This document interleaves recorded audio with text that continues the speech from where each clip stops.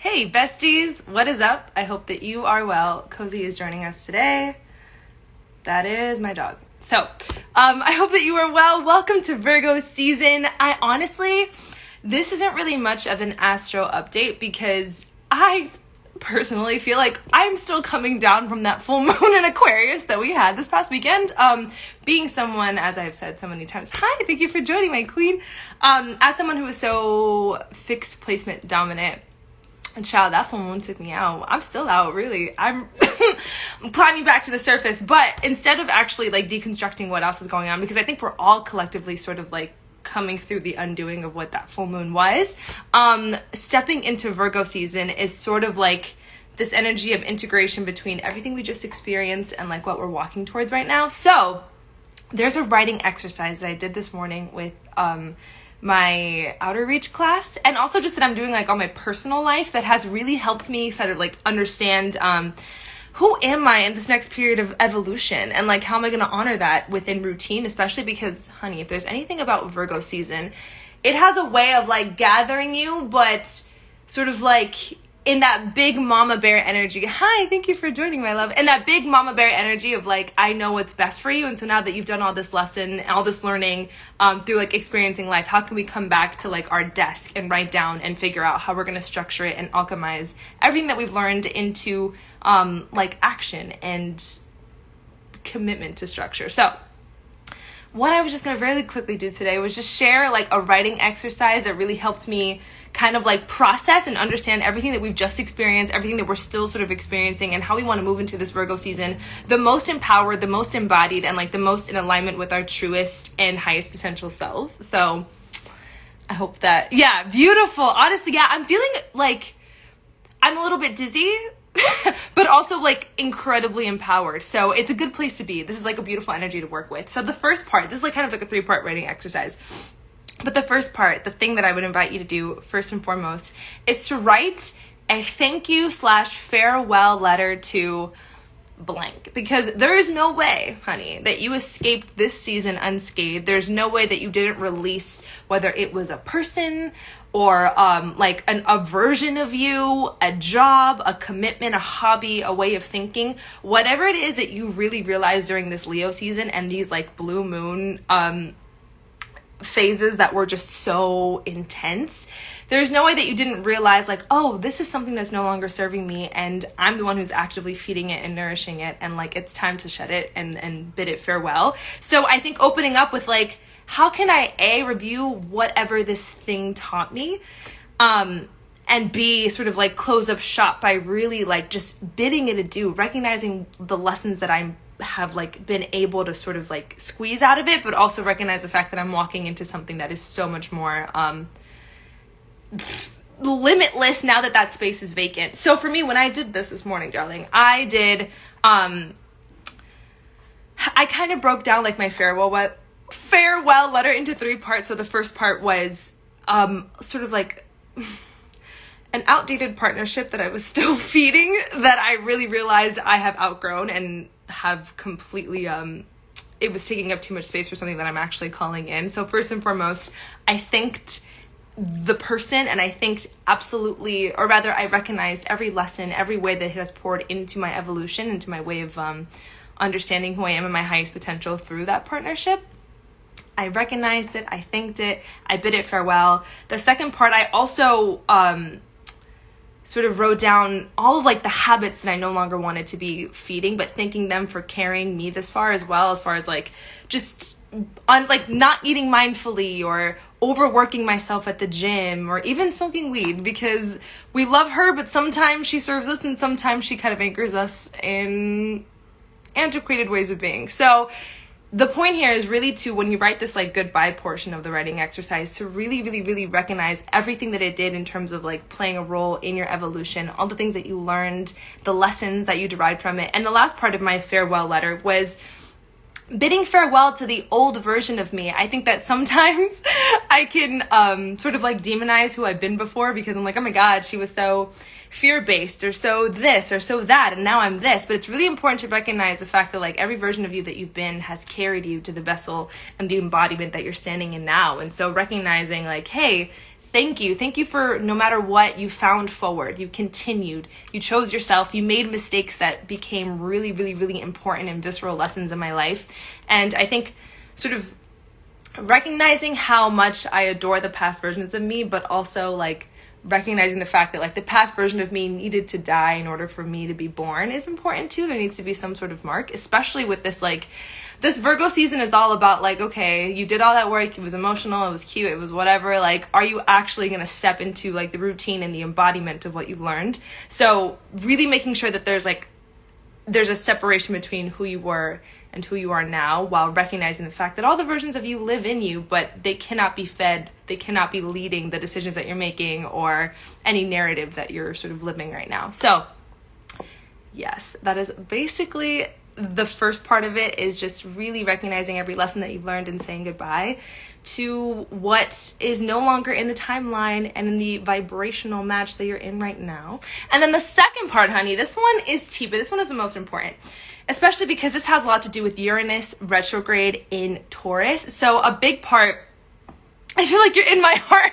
Me to you, always. I also feel like I'm really embodying Capricorn energy today, so love that for us. But yes, so Uranus retrograde in Taurus has everything to do with like breaking down these like structured and conditioned ways of being. And whenever we break down conditioned and structured ways of being, we're typically doing a lot of inner child healing, because you don't realize how much of you is operating from what you understand society to expect of you, rather than like what you innately want to say and create and do and be. So part of my inner child healing exercise, this is the second part of this writing exercise, is I sat in sort of like the seat of my inner child. I really brought myself back there. I read old things that I used to write. I watched videos. I looked at photos. I watched things that I used to watch. I listened to music I used to watch. Like I really sat back in the seat of my inner child and reflected and was able to pull 3 key words that represented not only just my childhood, but who I was in my most liberated, childlike, curious, creative self, right? So the 3 words that I came up with were imagination, independence, and adventure. And the thing about it is, and I posted a video about this recently, but inner child healing is sometimes difficult when we see our inner child as something that is separate from who we are within our like adult embodiment. And so sometimes it shouldn't really be inner child healing, but rather like inner child integration. So redefining who we are in adulthood. And when we have those 3 key words that like represent who we are when we are liberated in our creative essence, and when we're in that childlike curious nature, we can use them as the objective to like build who we are in our adulthood around that, so that the 2 are married and rather not like this separate thing. Because it's going to be a consistent cycle if you see them as separate and you're like, okay, I'm going to do some inner child healing and then go back to like this rigid and mundane way of living. And then like, oh, I need to do inner child healing and go back. It's the integration that actually lasts and is sustainable. So now that we bid farewell to like the old ways of being, the things that we're leaving behind, we want to come to this middle ground of like, okay, how can I marry who I was when I was fully in the energy of self, when I was self-validating, when I was explorative, when I was whatever you define your childhood to be. So like take all the time you need to really get those 3 key words about your childhood. And even if, you know, maybe reflecting on your childhood is a triggering thing, at the very least, what 3 words represent like who you were within your childlike essence? Who were you before you began to operate underneath conditioning? Because Uranus really, hi, thank you for joining, my love. Uranus really wants you to separate yourself from the ways that you've been told to function and like who you actually innately are and what you innately desire.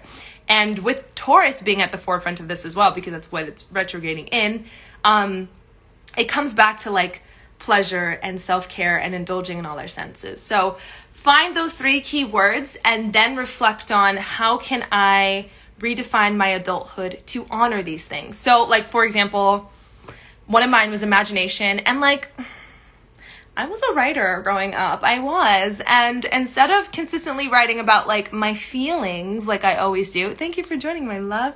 I used to write like fiction. I would write Jonas Brothers fiction, which is embarrassing, but people loved it. And I think it's important to recognize the fact that I never saw it as a waste of time. Oh, girl.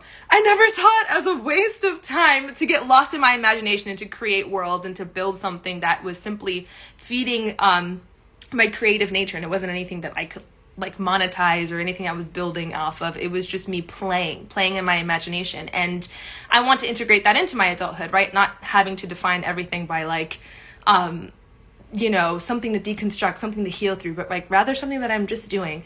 As well as like when it comes to adventure, not abiding by routine so firmly with such rigid nature. So I say all that to say, whatever the 3 words that you come up with that represent your childlike essence, really review the ways in which you can anchor who you are in your adulthood that honor those 3 things. Have them be your objective. And then the last part, okay, so just as a review, the first part of the writing exercise is to thank and bid farewell everything that you have left in. Honestly, I mean, I want to say after everything that we've been told to release right now has been built up from like when Saturn and Jupiter went into Aquarius like late last year. So yes, like Lionsgate was a huge activation for like, oh shit, I have not been living and walking in alongside my worth, and like now I am. But yeah, so bidding farewell to all of those things, thanking them, really deriving the nectar that you've learned from them, coming back to a space where you're like, okay, how can I marry who I am in my adulthood with what my inner child desires, and really separate myself from conditioning, from limiting belief, from what I've been told I'm supposed to sort of be societally, because Uranus wants to break the fuck down everything that we have built in order to hide ourselves within our comfort zones. And then lastly, the last part of it is because we are in Virgo season and we really want to implement everything that we've learned into structure and into routine and into commitment, and not in a way that keeps us like stifled or stuck, but rather in a way that like honors who we are when we self-define productivity. Especially because I love the number 5. It's all about change, honey. I wrote 5 intentions for my body, my mind, and my spirit. I don't have them here. I should have brought my journal. But honestly, it's something that is going to come independently from you. But yeah, knowing what you've released, knowing what you want to center your life on, how can you write 5 intentions that you want to come back to every single day that honor your mind, honor your body, and honor your spirit, right? So when it comes to spirit, you know, how are you going to honor your spirituality, but not in a way that removes you from being human and experiencing life, but just in a way that upkeeps your vibration, who you know yourself to be when you're at your like just utmost highest vibration. With body, you know, am I implementing intentional movement? Am I eating mindfully, or am I eating to like mask emotion? Just really coming back. Or honestly, the loudest one for me was like, girl, you just don't be resting. Like you don't realize when you're in such a state of autopilot that there's a large part of you that is burnt out. So really recognizing like what 5 intentions honor everything that I've learned, everything that I've released, and what my inner child really desires in terms of like living a life in accordance with self-liberation. And then, yeah, when it comes to mind, like this has been huge for me because you don't realize how much is stored in your subconscious. And when you're consistently consuming and not being mindful about what it is you're consuming, you can reach capacity and have so much stored that you don't actually want. So really reviewing like, am I consuming too much that isn't actually serving me, or am I too like digitally stimulated? And also ultimately, am I exercising the things that my mind is feeding me? Like if you're coming up with these ideas, these inspired actions, and you're not actually pouring into implementing them into every single day, what are you doing? They're just dying inside you. Girl, my mama gonna come in. Hold on, I'm live. Okay. Well, I was done anyway. And honestly, that is mainly the 3 parts of the exercise, but I think the most important part of it is to realize that Virgo season is just here to serve you, honey. It's just here to serve as like the base and the foundation for everything that you've learned, and to infuse the action that you have like the power to take with the state of autonomy. So yeah, hi mom. I'll tell her, honey. She just came back from Whole Foods. She's flustered. But anyway, I hope that writing prompt 3-parter serves you. It really, really helps me kind of like understand, okay, how am I moving with intentionality within this next phase of life? Yes, my love. And yeah, and just know that if you were still coming down from that full moon in Aquarius, same, literally same. And sometimes coming down simply means resting, processing, allowing what's still probably coming up to come up and move through. We're implementing this Virgo season. It's all for you, honey. I'm really excited about Virgo season. Oh, I'm sending you all my love. Thank you. And I hope I'll see you guys soon. I'm also doing one-on-ones for the rest of the week, and then I'm taking the next week off. So if you want to do that with me, it is an option. That is all. Love you guys. Bye.